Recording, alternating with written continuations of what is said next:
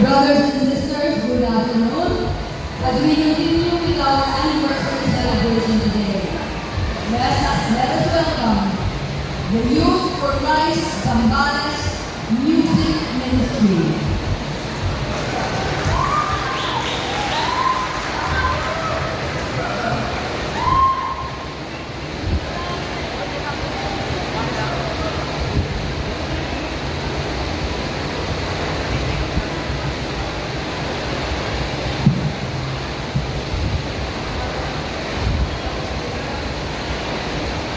To lead us in our afternoon worship, we have Daniel Joshua Panitua.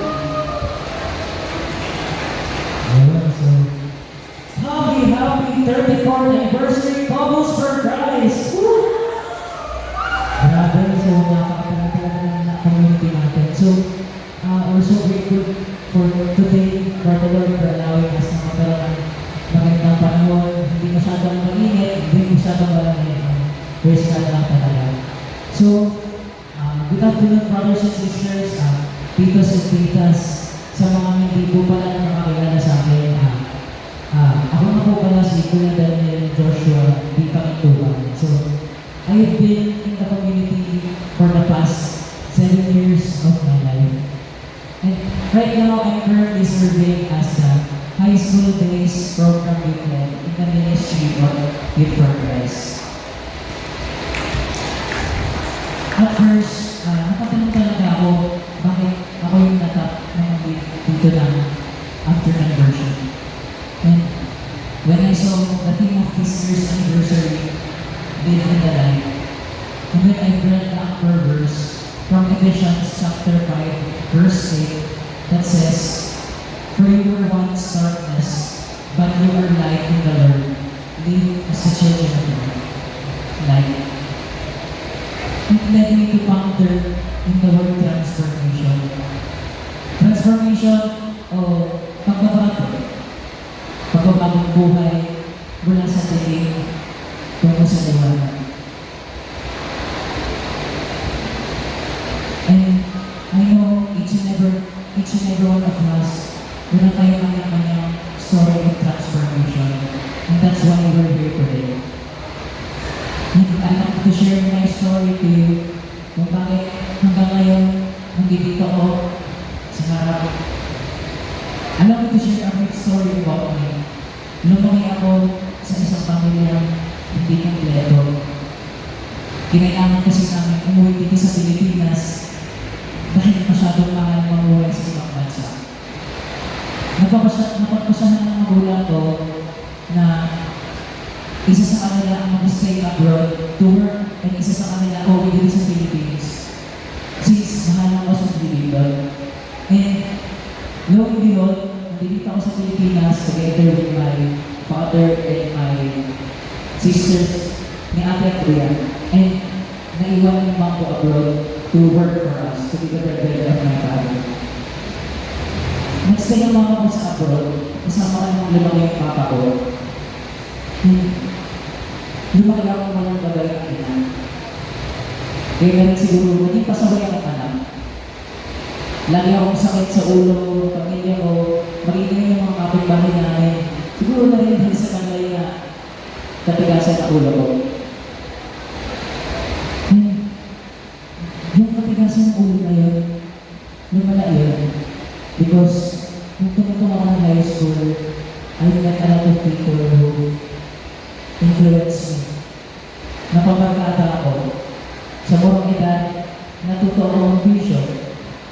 Umuwi ng gabi, uminom ng alak, makipag-away, maging sa teacher ko, makitulog kung saan-saan. Umabot ko lang sa puntong, matigil pa akong makulong and matter over sa release the other day dahil nga sa mga kalokohan ko before. Nawala ng pag-asa yung mga tao sa paligid ko, baka hindi na daw talaga ako magbabago. Hanggang doon na lang ako. Hindi na rin alam gagawin ng parents, hindi na rin alam ng parents ko yung gagawin nila sa akin. Kasi nga, ang tigas-tigas talaga ng ulo at wala akong pinapakinggan. Hanggang sa isang araw, na-invite ako ng mga gift card ng sa Kambuya before. And syempre, bilang isang bata, gusto tumama sa bahay, gusto makitulog kung saan gift card yun eh. And because of it, for that simple reason, I joined the youth camp. And after now, naging youth for Christ ako. So, kahit na naging youth for Christ na ako, masaway pa rin ako, but in this community, in youth for Christ, this is where my journey started.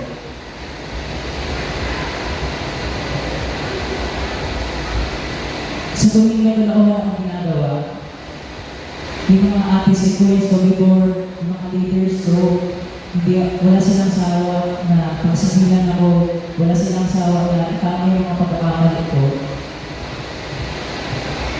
Tinaga talaga nila yung matigas na ulo ko eh. And their efforts and prayers have paid off kasi unti-unti ako nagbago. And it gave me the person I am today, the Daniel Joshua, standing here today, together with the community of couples for Christ. Looking back, I never imagined myself being used by the Lord. Looking back, I never imagined that someone would believe in my transformation. Looking back, I never imagined that I would be in a better place. Looking back, I am so grateful that God led me to this community. Marami sa atin ay experience maligaw. Marami sa atin ay experience ang dilim ng problema. Yet today, nandito tayo lahat dahil patotoo ito sa pagdating ng Diyos. And I know each and every one of you experience those transformation. Because of it, you're here today. We are so blessed that God gave us this transformative community na siyang tumulong sa atin na mas mabuting tao. Iba't iba man ang ating mga storya, ngunit isang Diyos pa rin ang bumago sa atin lahat. The same God that loved us unconditionally. This is the God that sees us beyond our darkness. This is the same God that sees us beyond our past. The same God that sees us beyond our sins and failures. And the same God that brought us to life because He loved us unconditionally. This time, brothers and sisters, titos and titas, we are reminded that transformation is real. Nahihirapan ka lang makita yun, transformation is real. May pinagdadaanan man sa pamilya mo ngayon, transformation is real. Nahihirapan naman sa mga members mo, transformation is real. Meron din ang pag-uunawaan ng brothers and sisters, transformation is real. Huwag mong limitahan ang kaya ng Lord Diyos sa Lord. Transformation is real. Huwag mong limitahan ang kaya ng Lord ng Diyos sa buhay mo, sa pamilya mo, naging sa kapwa mo.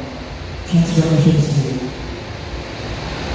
Hayaan mo ang Diyos siyang gumalaw and you will see with both of your eyes how will God will move mountains for you, how will God part oceans for you, and how God will allow you to walk in water because He is so beside you. Transformation is real.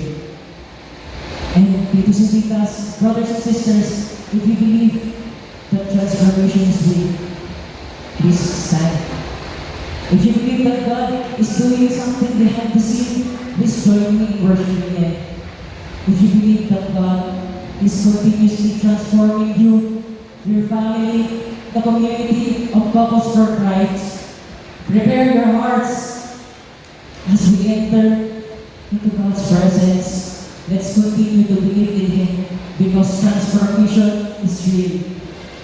As one community, brothers and sisters, let's do the greatest sign of love in the name of the Father, of the Son, and of the Holy Spirit.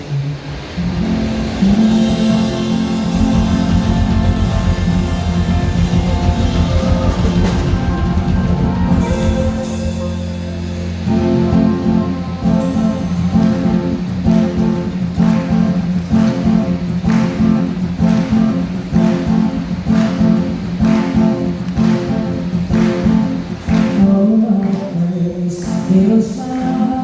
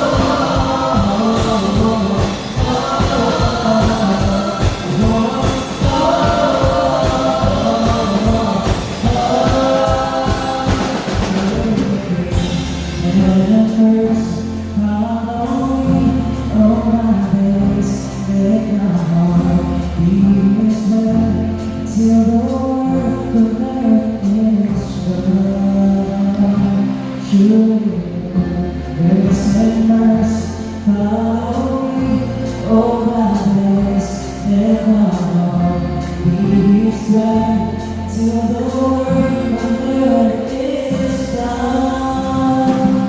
Oh, Christ, fills my heart, oh, my Savior.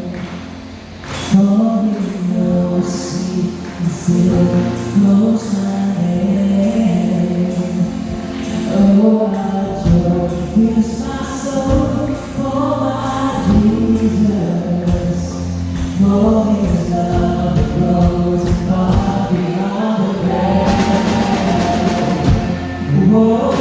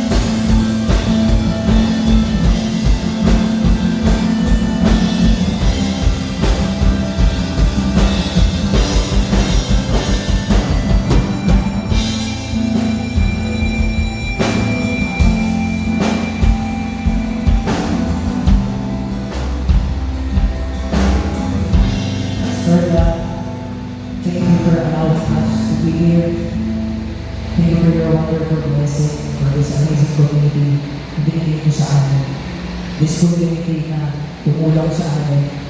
This community na transform sa amin to who we are today. Salamat Panginoon dahil pinadala mo ang mga tao ito na walang sawang nagdadasal para sa isa't isa. Salamat Panginoon sa biyaya Panginoon ng pagmamahalan at ng pamilya na tagpuan natin ito sa community.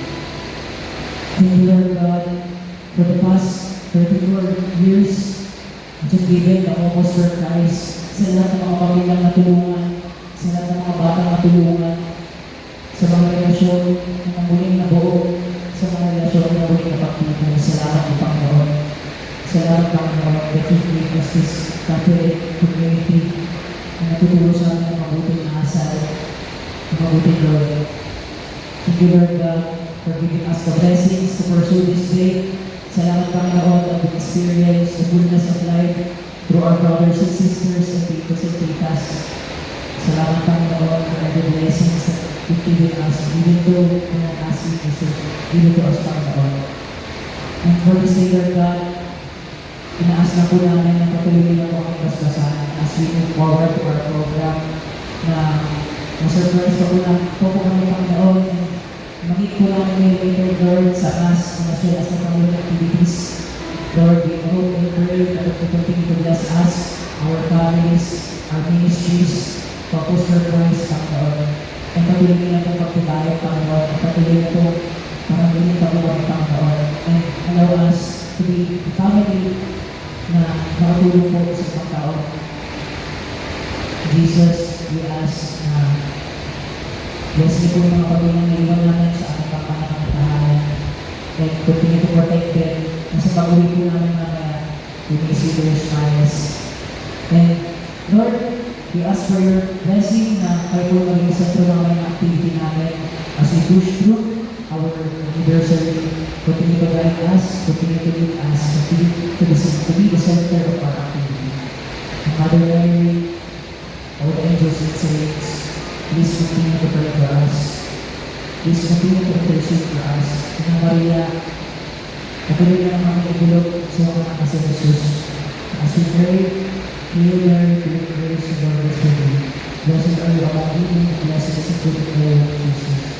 Holy Mary, Mother of God, pray for us sinners, now at the hour of our death. As we bring back the glory to God, the glory be to the Father, to the Son, and to the Holy Spirit, as it was in the beginning, is now, and ever shall be, world without end. Amen. And in the Father, and the Son, and the Holy Spirit.